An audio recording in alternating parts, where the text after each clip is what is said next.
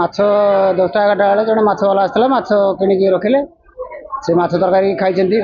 12टा माछ तरकारी खाई रात खाई सारा भात तरकारी खाई सारा कौन होगा समस्त माछ समस्त उल्टी बांची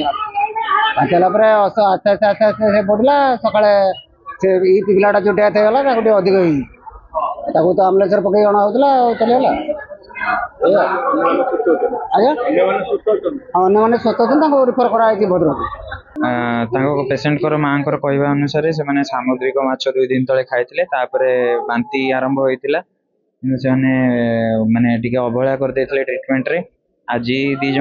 जन पिला आसते भर जड़े आसला बेलू 10:45 अराउंड आसते से जनकर डेथ हो 2 जन क्रिटिकल कंडीशन प्राथमिक चिकित्सा कर भद्रक को स्थानांतरित करा। हाँ होता है रिएक्शन हुए बेले बेले सामुद्रिक माछरे जेहेतु छोट वयस्क थे तेणु डिटेल किसी कहबनी से अलग कौन पोस्टमार्टम पर जना पड़ो। पवित्र शारदीय दुर्गा पूजा और कुमार पूर्णिमा उपलक्षे बयनिका आनी 10+20% विशेष सरकारी रिहाती 7 अक्टोबर पर्यंत। आज ही आसतु बयनिका आउटलेट बा ऑनलाइन शॉप करंतु बयनिका.com रे।